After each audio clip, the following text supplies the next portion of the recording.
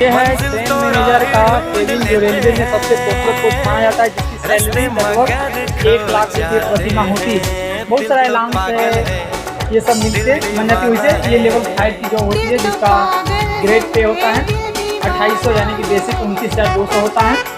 और कौन कौन से लोग इस पोस्ट के लिए तैयारी कर रहे हैं कमेंट करके बताइएगा। और जो लोग इस बार NTPC का एग्जाम दिए हैं, उसमें सबसे ज़्यादा पोस्ट ट्रेन मैनेजर का था। देखिए